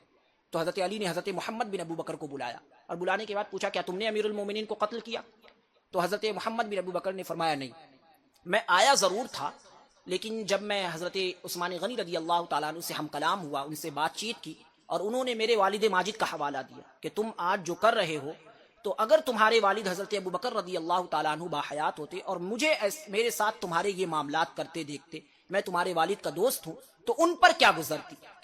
تو فرماتے ہیں کہ جب میں حضرت عثمان غنی نے جب یہ سارے جملے مجھ سے کہے تو حضرت محمد بن منقدر فرماتے ہیں کہ مجھے فوراً ندامت ہوئی، شرمندگی ہوئی اپنے فعل پر، اور میں فوراً ہی یہاں سے توبہ کرتے ہوئے نکل گیا، اور اس کے بعد میں نے حضرت عثمان غنی رضی اللہ تعالیٰ عنہ کو شہید نہیں کیا۔ مورخین نے دو نام ذکر کیے ہیں حضرت عثمان غنی کے قاتل کے حوالے سے، ابن عساکر نے، دیگر مورخین نے، کہ مصر کا رہنے والا ایک شخص تھا جس کا نام اسود تھا، اور دوسرا ایک شخص تھا جس کا نام حمار تھا۔ ممکن ہے کہ دو اشخاص وہی ہو جن لوگوں نے آ کر کے حضرت عثمان غنی رضی اللہ تعالیٰ عنہ کو شہید کیا، لیکن اصل قاتل اس کے حوالے سے تاریخ میں کوئی پختگی کے ساتھ کوئی روایت موجود نہیں ہے کہ اس نے شہید کیا، چونکہ اس وقت وہاں پر کوئی موجود نہیں تھا۔ حضرت نائلہ رضی اللہ تعالیٰ عنہ تھی اور انہوں نے انکار کر دیا کہ میں پہچانتی نہیں ہوں، البتہ یعنی نام سے نہیں جانتی ہوں، چہرے سے جانتی ہوں کہ انہوں نے، لیکن میں ان افراد کو نہیں پہچانتی ہوں۔ حضرت عثمان غنی رضی اللہ تعالیٰ عنہ کی شہادت، یہ بڑی بے دردی کی شہادت ہے کہ روزے کی حالت میں 40 دن محصور رکھنے کے بعد حضرت عثمان غنی رضی اللہ تعالیٰ عنہ کو شہید کر دیا گیا۔ تو یہ میں نے اختصار کے ساتھ شہادت کے کچھ واقعات آپ کے سامنے ذکر کیے۔ اب دور حاضر میں یہ جو واقعہ پیش آیا حضرت عثمان غنی رضی اللہ تعالیٰ عنہ کی شہادت کا، یہ 18 ذی الحجہ 35 ہجری کو یہ واقعہ پیش آیا۔ دور حاضر میں ایک عید غدیر 18 ذی الحجہ کو شیعوں کی جانب سے منائی جاتی ہے، اور ہمارے بعض بولے والے سنی بھی اس دام فریب میں آ کر کے عید غدیر مناتے ہیں۔ سب سے پہلے میں اس کی وضاحت کر دوں کہ غدیر ہے کیا۔ حجۃ الوداع کے موقع پر نبی کریم صلی اللہ علیہ وسلم نے جس سال حج فرمایا تھا حجۃ الوداع، اس حجۃ الوداع کے موقع پر جب اللہ کے رسول صلی اللہ علیہ وسلم حج سے فارغ ہوئے تھے، اور تو مقام غدیر خم ایک جگہ ہے، اس مقام پر اللہ کے رسول صلی اللہ علیہ وسلم نے حضرت علی رضی اللہ تعالی عنہ کا ہاتھ پکڑ کر کے اور اٹھا کر بلند کر کے پھر اس کے بعد یہ ارشاد فرمایا تھا، من کنت مولاہ فعلی مولا، کہ جس کا میں مولا ہوں اس کے علی مولا۔ یہ اختصار ہے، اصل جو حدیث ہے وہ طویل ہے، روافظ پوری حدیث ذکر نہیں کرتے۔ اصل حدیث یہ ہے، الفاظ جو حدیث کے ہیں، الست بالمؤمنین اولا من انفسہم، کہ اے لوگوں کیا میں مسلمانوں کی جانوں سے زیادہ محبوب نہیں ہوں مسلمانوں کو؟ تو صحابہ نے جتنے مسلمان وہاں حاضر تھے سب نے عرض کیا بلا یا رسول اللہ، اے اللہ کے رسول کیوں نہیں، آپ ضرور مسلمانوں کی جانوں سے زیادہ بھی مسلمانوں کو محبوب۔ پھر آگے اللہ کے رسول نے فرمایا تھا، الست ازواجی امہاتہم، کیا میری ازواج مطہرات مسلمانوں کی مائیں نہیں ہیں؟ تو صحابہ نے عرض کیا تھا بلا یا رسول اللہ، اے اللہ کے رسول ضرور آپ مسلمان جتنی بھی ازواج مطہرات ہیں، آپ کی ازواج ہیں، وہ مسلمانوں کی مائیں۔ پھر حضرت علی رضی اللہ تعالیٰ عنہ کا ہاتھ پکڑ کر کے ارشاد فرمایا تھا، من کنت مولاہ فعلی مولا، جس کا میں مولا ہوں اس کے علی مولا۔ تو یہ حدیث پاک ہے، لیکن جب رافضی اس حدیث کو پیش کرتے تو صرف یہ جز پیش کرتے، چونکہ ازواج مطہرات میں حضرت عائشہ صدیقہ رضی اللہ تعالیٰ عنہ سے وہ بغض رکھتے ہیں، تو اب ان کو ماں کیسے قرار دے دے حضور کے ارشاد کے مطابق؟ تو اس لیے حدیث پاک کا صرف یہ ٹکڑا پیش کرتے۔ اس حدیث سے رافضی یہ استدلال کرتے ہیں کہ یہاں مولا جو لفظ ہے اس کا معنی خلیفہ بلا فصل ہے، خلیفہ بلا فصل یعنی پہلا خلیفہ، حضور کے بعد ڈائریکٹ حاکم اور خلیفہ حضرت علی رضی اللہ تعالیٰ عنہ۔ حالانکہ لغت کے اندر آپ ڈکشنری کے اندر جب لفظ مولا کا معنی تلاش کریں گے تو 10 معنی تقریباً آپ کو ملیں گے، ان میں کہیں بھی خلیفہ کا کوئی معنی نہیں۔ خلیفہ کسی بھی لغت کے اندر موجود ہی نہیں ہے معنی کہ خلیفہ یا خلیفہ بلا فصل کوئی معنی۔ وہ کہتے ہیں کہ نہیں، مولا کا معنی وہاں خلیفہ ہے۔ اگر ان کی بات مان لی جائے 1% تو قرآن مجید و فرقان حمید میں اللہ تبارک و تعالیٰ نے ارشاد فرمایا، ذالک بأن اللہ مولی الذین آمنوا وان الکافرین لا مولا لہم، یعنی سورہ محمد کے اندر اللہ رب العزت نے ارشاد فرمایا کہ یہ اس لیے کہ اللہ ایمان والوں کا مولا ہے اور کافروں کا کوئی مولا نہیں۔ تو اگر مولا کا معنی خلیفہ ہے تو پھر اللہ کس کا خلیفہ؟ چونکہ اللہ رب العزت نے خود اپنے لیے قرآن مجید میں مولا کا لفظ استعمال کیا، ذالک بأن اللہ مولی الذین آمنوا، کہ اللہ ایمان والوں کا مولا، تو پھر اللہ کس کا خلیفہ؟ اسی طریقے سے قرآن مجید ہی میں دوسرے مقام پر اللہ رب العزت نے ارشاد فرمایا، فإن اللہ هو مولاه وجبریل وصالح المؤمنین، بے شک اللہ مسلمانوں کا مولا ہے اور حضرت جبریل امین مولا ہے، اور نیک جو مسلمان ہیں اللہ والے ہیں وہ بھی مولا۔ تو اگر مولا کا معنی خلیفہ بلا فصل یا خلیفہ ہے تو پھر وہاں اللہ کس کا خلیفہ، جبریل امین کس کے خلیفہ اور صالح مومنین کس کے خلیفہ؟ یہ دو روایتیں میں نے دو حوالے قرآن مجید سے میں نے پیش کی۔ احادیث طیبہ سے بھی اگر آپ دیکھیں، اللہ کے رسول صلی اللہ علیہ وسلم نے حضرت زید بن حارثہ رضی اللہ تعالیٰ عنہ ان سے ارشاد فرمایا تھا، مشکات شریف کے اندر پوری حدیث ہے، انت اخونا و مولانا، کہ اے زید تم ہمارے بھائی اور ہمارے مولا ہو۔ تو اگر مولا کا معنی خلیفہ اول یا خلیفہ بلا فصل ہے تو پھر حضرت زید بن حارثہ بھی خلیفہ اول ہوئے۔ اسی طریقے سے مشکات شریف کے اندر ہی ایک اور حدیث پاک ہے حضرت سفینہ رضی اللہ تعالی عنہ کے حوالے سے۔ وہ ایک مرتبہ قافلے کے ساتھ سفر کر رہے تھے اور جنگل میں جا کر کے بھٹک گئے، راستہ تلاش کرتے ہوئے، اپنے قافلے کے لوگوں کو تلاش کرتے ہوئے جنگل میں جا رہے تھے۔ سامنے سے اچانک شیر آ گیا۔ جب شیر آیا تو آپ گھبرائے نہیں، آپ اس کے سامنے کھڑے ہو گئے، اور اس سے پہلے کہ وہ آپ پر حملہ کرتا، حضرت سفینہ رضی اللہ تعالیٰ عنہ نے ارشاد فرمایا، یا ابا الحارث انا مولا رسول اللہ صلی اللہ علیہ وسلم۔ شیر کی کنیت ابو الحارث ہے۔ فرمایا اے شیر،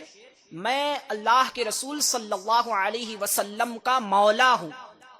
اگر مولا کا معنی خلیفہ ہے تو پھر حضرت سفینہ بھی خلیفہ اول ہوں۔ تو مولا کا معنی خلیفہ نہیں ہے۔ اچھا، اس چیز کا پس منظر بھی میں ذکر کر دوں کہ حضور نے یہ جملہ کیوں فرمایا تھا، من کنت مولاہ فعلی المولا۔ حجۃ الوداع سے قبل دو روایتیں علماء نے ذکر کی ہیں، محدثین نے ذکر کی۔ حجۃ الوداع سے قبل حضرت اسامہ رضی اللہ تعالی عنہ، ان کی حضرت علی رضی اللہ تعالی عنہ سے گفتگو ہوئی تھی۔ تو حضرت اسامہ رضی اللہ تعالی عنہ نے حضرت علی سے ارشاد فرمایا تھا کہ آپ میرے مولا نہیں ہیں، انما مولایا رسول اللہ صلی اللہ علیہ وسلم، میرے مولا اللہ کے رسول صلی اللہ علیہ وسلم۔ تو یہ بات جب اللہ کے رسول صلی اللہ علیہ وسلم تک پہنچی، تب آپ نے حجۃ الوداع کے بعد حضرت علی رضی اللہ تعالیٰ عنہ کا دست مبارک پکڑ کر کے پھر یہ جملے ارشاد فرمائے تھے، من کنت مولاہ فعلی المولا۔ دوسری جو وجہ محدثین نے ذکر کی وہ یہ کہ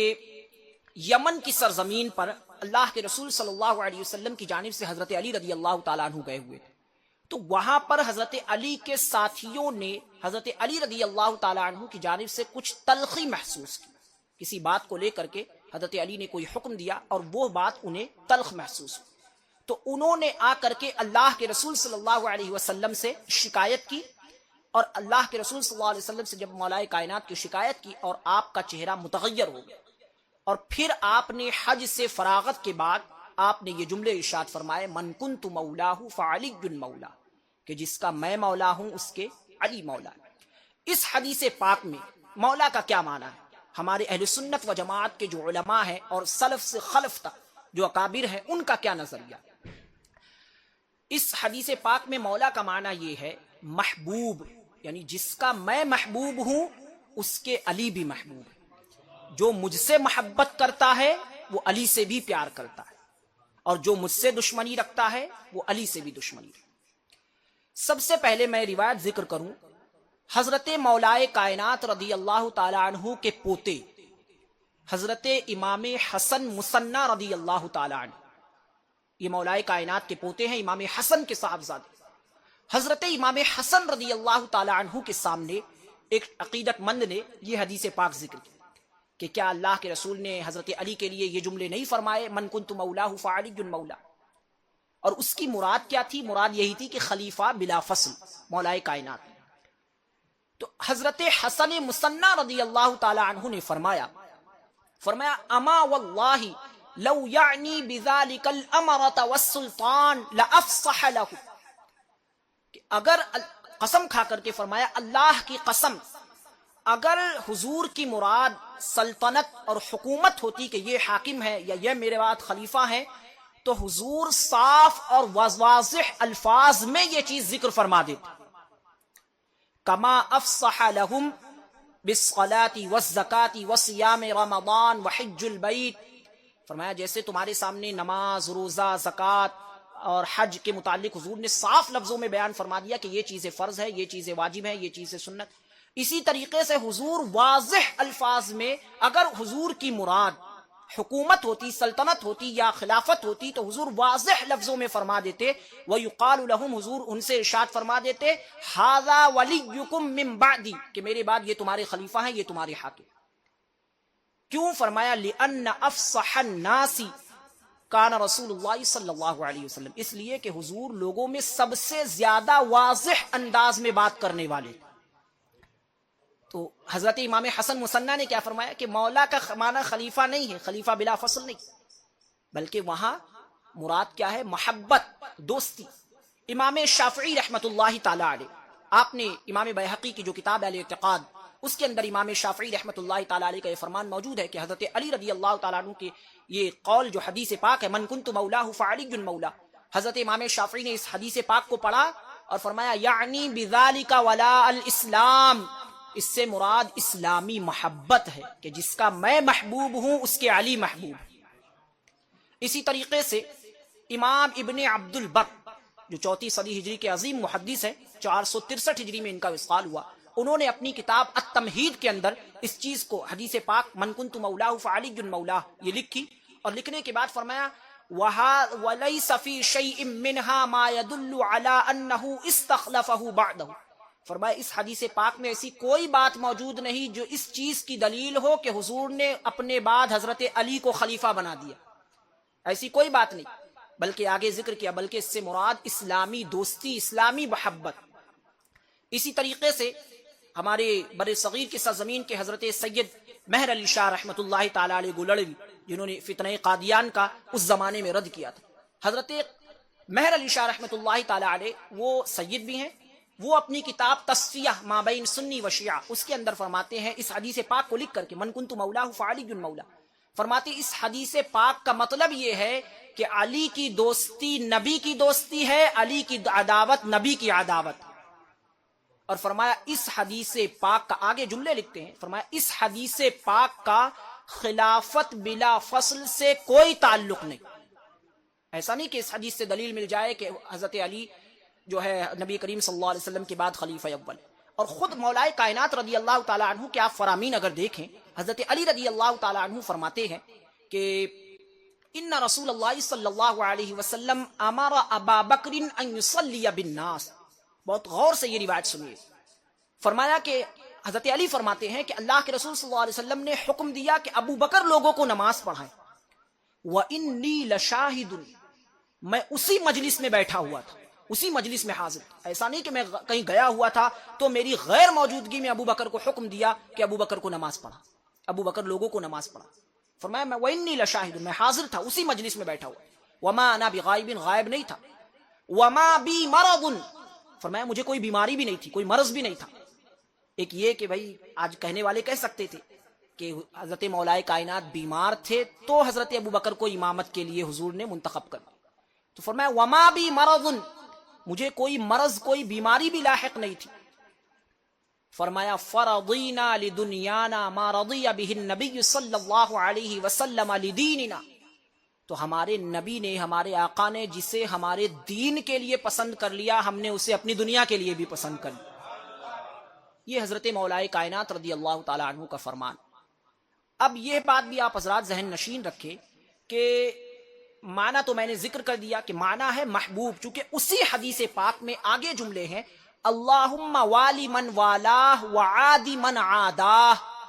اے اللہ جو علی سے پیار کرے تو بھی اس سے پیار کر، اور جو علی سے دشمنی رکھے تو بھی اس سے دشمنی رکھ۔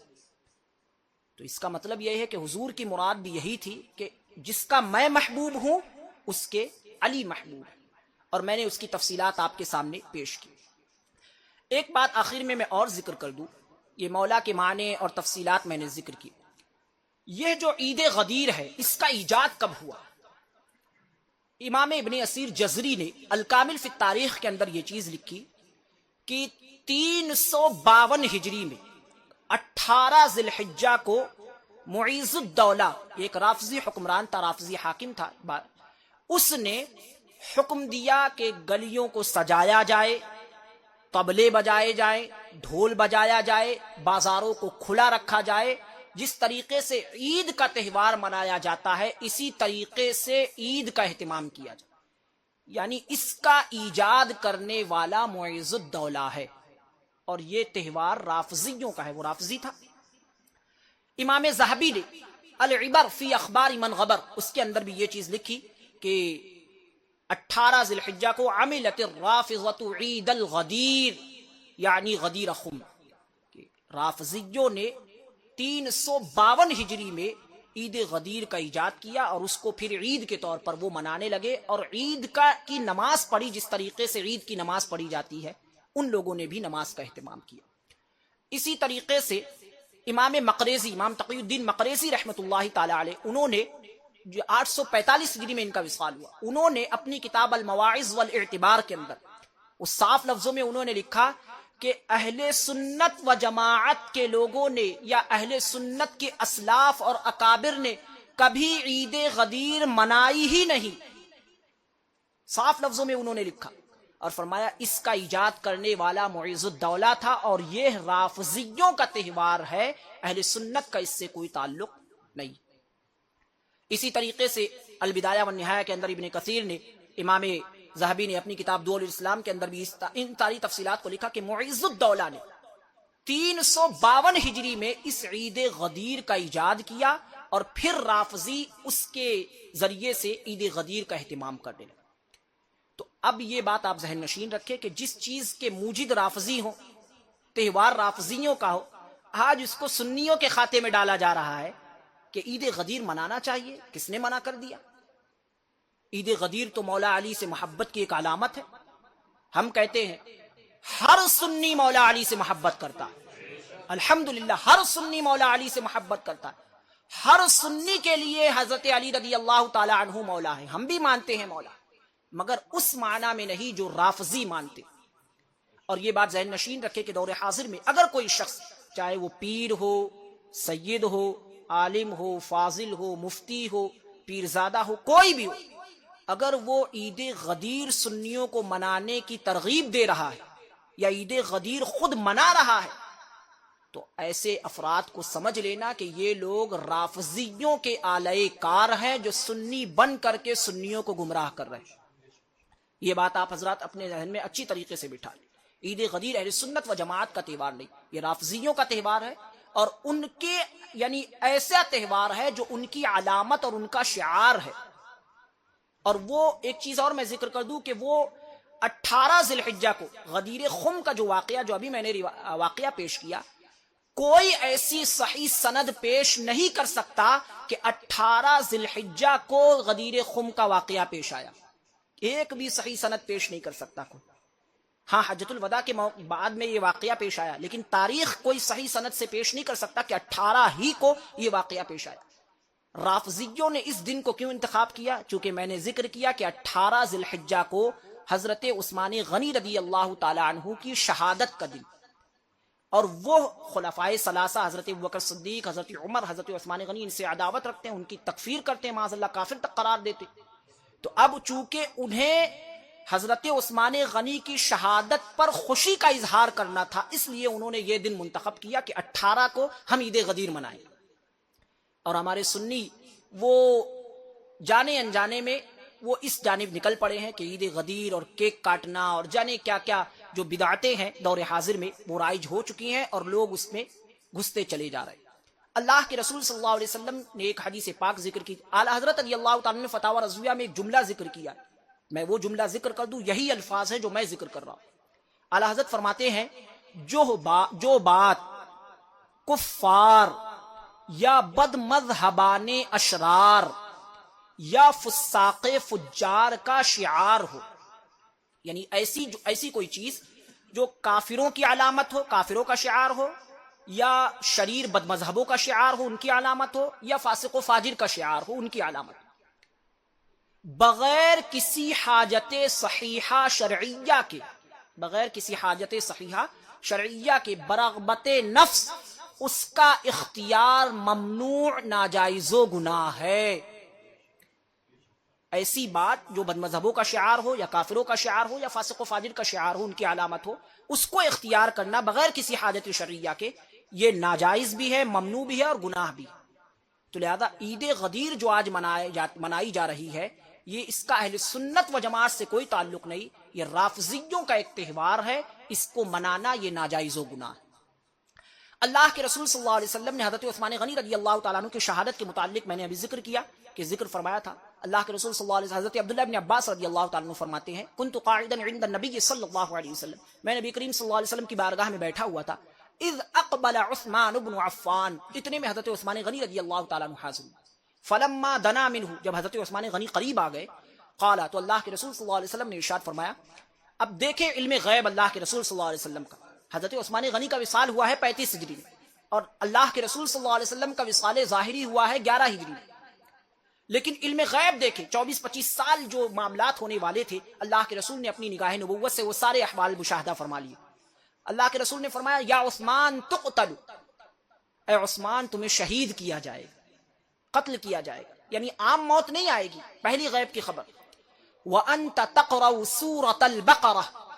اس وقت تم قرآن پڑھ رہے ہو، قرآن تو 30 پاروں پر مشتمل ہے،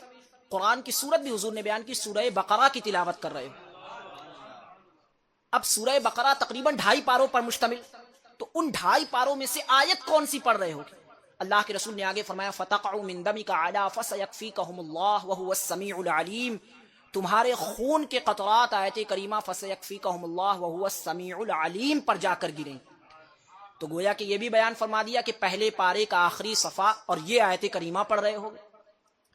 وَتُبْعَثُ يَوْمَ الْقِيَامَةِ أَمِيرًا عَلَىٰ كُلِّ مَخْذُولٍ يَغْبِطُكَ أَهْلُ الْمَشْرِقِ وَالْمَغْرِبِ، قیامت کے دن تمہیں ہر مظلوم کا امیر اور سردار بنا کر اٹھایا جائے گا۔ اہل مشرق و مغرب، مشرق اور مغرب کے لوگ رشک کریں گے تمہارے مرتبے کو دیکھ کر۔ وَتَشْفَعُ فِي عَدَدِ رَبِيعَةَ وَمُضَرَّ، اور تم قبیلہ ربیعہ اور قبیلہ مضر کی تعداد کے برابر لوگوں کی شفاعت کرو گے۔ تو یہ اللہ کے رسول صلی اللہ علیہ وسلم نے حضرت عثمان غنی کی شہادت کے متعلق بیان فرمایا تھا۔ ایک چیز اور میں ذکر کر دوں، چونکہ یہ عید غدیر کا معاملہ چونکہ دور حاضر میں بہت زیادہ پھیلتا جا رہا ہے، حضرت عثمان غنی رضی اللہ تعالیٰ عنہ کی شہادت کی اگر کوئی خوشی مناتا ہے، جانے انجانے جس طور پر بھی، یعنی حضور حضرت عثمان غنی کے قتل کی محبت ہو، خوشی، تو اس کا انجام کیا ہے؟ اللہ کے رسول، جو حدیث میں پیش کر رہا ہوں، امام ابن حجر مکی نے الصواعق المحرقہ کے اندر اور امام ابن عساکر نے تاریخ دمشق کے اندر اس حدیث پاک کو لکھا۔ اللہ کے رسول صلی اللہ علیہ وسلم نے ارشاد فرمایا اول الفتن قتل عثمان، فتنے کا آغاز حضرت عثمان غنی کے قتل سے ہوگا، ان کی شہادت سے ہوگا، یعنی حضرت عثمان غنی کو شہید کیا جائے گا، فتنے پہ در پہ شروع ہو جائے گا۔ اور یہ واقعتاً ایسا ہوا۔ حضرت عثمان غنی رضی اللہ تعالیٰ عنہ کی شہادت سے پہلے امام محمد بن سیرین فرماتے ہیں کہ صحابہ کرام غزوات میں جو جنگ میں جایا کرتے تھے تو اس میں ابلق گھوڑے نظر آتے اور صحابہ ان کو اللہ کا فرشتہ شمار کیا کرتے۔ یہ کب تک تھا؟ حضرت عثمان غنی کی شہادت تک۔ جب حضرت عثمان غنی کو شہید کیا گیا یہ معاملات بند ہو گئے۔ اسی طریقے سے چاند کے معاملات میں کوئی اختلاف نہیں ہوتا تھا، چاند جو بندہ دیکھتا ہے نیا چاند، اس میں کوئی اختلاف نہیں ہوتا تھا۔ حضرت محمد بن سیرین فرماتے حضرت عثمان غنی کی شہادت ہوئی، چاند میں بھی اختلاف واقع ہونا شروع ہو گئے۔ اسی طریقے سے زکوٰۃ کی تقسیم میں کوئی اختلاف نہیں ہوتا تھا۔ حضور نے، حضرت ابوبکر صدیق نے، حضرت عمر نے جن جن لوگوں کو بیان فرمایا تھا انہی لوگوں کو زکوٰۃ دی جاتی، لیکن جب حضرت عثمان غنی کی شہادت ہوئی تو پھر زکوٰۃ کی تقسیم میں بھی اختلاف ہو گیا، لوگ اپنے سے ایک دوسرے کو دینے لگے۔ تو فتنوں کا جو آغاز ہوا، اگر آگے آپ احوال دیکھیں گے، جنگ جمل، صفین اور دیگر جو معاملات پیش آئے، ان سب کی بنیاد حضرت عثمان غنی کی شہادت سے شروع ہوتی۔ فتنوں کا آغاز حضرت عثمان غنی کی شہادت سے ہوا۔ اور آگے حضور نے فرمایا وَآخِرُ الْفِتَنِ خُرُوجُ الدَّجَّالِ، سب سے آخری جو فتنہ ہوگا وہ دجال کا نکلنا ہو۔ اب آج ہمارے معاشرے میں دجال کے حوالے سے تو کوئی ذکر بھی نہیں کرتا، یہ بھی قیامت کی ایک نشانی ہے کہ جب دجال کے نکلنے کا وقت قریب آئے گا تو لوگ دجال کا ذکر یکسر بھول جائیں گے۔ یہ حدیث پاک ہے، یہ چیز ذکر ہے حدیث پاک میں کہ جب دجال کے نکلنے کا، اور کتنا بڑا فتنہ ہوگا اس کا اندازہ اگر میں ایک جملے سے کہوں، حضور کے زمانے سے لے کر قیامت تک آنے والے تمام فتنوں میں سب سے بڑا فتنہ وہ دجال کا فتنہ ہوگا۔ ایک اللہ کے ولی اور اپنے زمانے کے محدث گزرے ہیں، حضرت حسان بن عطیہ رضی اللہ تعالیٰ عنہ، انہوں نے، اللہ کے ولی تھے، کشف کے ذریعے انہوں نے چند احوال آگے کے دیکھے اور انہوں نے اپنے کشف کے ذریعے بیان کیا کہ دجال کے فتنے سے صرف 12,000 مرد اور 7,000 عورتیں باقی بچیں گی۔ آپ اندازہ لگائیں وہ کتنا بڑا فتنہ ہوگا۔ اور حضور نے اس کی نصیحت یہی وجہ ہے کہ حضور جب دعا مانگا کرتے تھے تو دجال کے فتنے سے بچنے کی دعا مانگا کرتے تھے. اور اس کا میں ایک چیز ذکر کر دوں کہ دجال کے فتنے سے نکلنے کا کیا طریقہ. جو شخص، حضور نے فرمایا کہ جو شخص سورہ کہف جمعہ کے دن مسلسل پابندی کے ساتھ پڑھے گا وہ دجال کے فتنے سے محفوظ رہے گا. اور مسلم شریف کے اندر ایک روایت میں فرمایا کہ جو شخص سورہ کہف کی ابتدائی 10 آیتیں حفظ کر لے گا، زبانی یاد کر لے گا، وہ بھی دجال کے فتنے سے محفوظ رہے گا. تو فرمایا آخری جو فتنہ ہوگا وہ دجال کا خروج ہوگا. آگے اللہ کے رسول فرمائے والذی نفسی بیدہ لا يموت رجل وفی قلبہ مثقال حبۃ من حب قتل عثمان الا تبع الدجال ان ادرکہ. فرمایا حضور نے کہ اس ذات کی قسم جس کے قبضہ قدرت میں میری جان ہے، جو شخص حضرت عثمان غنی رضی اللہ تعالی عنہ کے قتل کی جس کے دل میں خوشی ہوگی، ایک ذرہ برابر بھی، مثقال حبہ، ایک رائی کے دانے کے برابر بھی جس کے دل میں حضرت عثمان غنی کی شہادت کی خوشی ہوگی، محبت ہوگی، اگر وہ زمانہ دجال پائے گا، دجال کا زمانہ پائے گا، تو اس دجال پر ایمان لے آئے گا. اور فرمایا وَإِن لَمْ يُدْرِكْهُ آمَنَ بِهِ فِي قَبْرِهِ، اگر کوئی شخص ایسا تھا کہ جو حضرت عثمان غنی کی شہادت پر خوش ہوا اور دجال کا زمانہ نہیں پایا، اس سے پہلے مر گیا، تو وہ اپنی قبر میں دجال پر ایمان لے آئے گا. تو لہذا یہ جو عید غدیر کا سلسلہ رائج کیا گیا ہے اس کی بڑی نحوستیں ہیں، اور یہ رافضیوں کا تہوار ہے، اہل سنت و جماعت کا اس سے کوئی تعلق نہیں. میں نے اس کے حقائق آپ کے سامنے پیش کیے، لہذا عید غدیر منانے سے بچے. یقیناً حضرت مولا کائنات رضی اللہ تعالی عنہ کی محبت ایمان کی علامت اور پہچان ہے، لیکن یہ جو رافضیوں کے آلۂ کار بن کر کے سنیوں میں رافضیت کو داخل کر رہے ہیں، ایسے لوگوں سے اپنے ایمان کو بچانے کی ضرورت ہے. اعلیٰ حضرت کے ان اشعار پر میں اپنی بات کو ختم کر رہا ہوں. سونا جنگل رات ادھیری، چھائی بدلی کالی ہے، سونے والو جاگتے رہیو، چوروں کی رکھوالی ہے، شہد دکھائے زہر پلائے، قاتل ڈائن شوہر کش، اس مردار پہ کیا للچایا، دنیا دیکھی بالی ہے. استغفر اللہ ربی من کل ذنب و خطیۃ واتوب الیہ، واخر دعوانا الحمد للہ رب العالمین.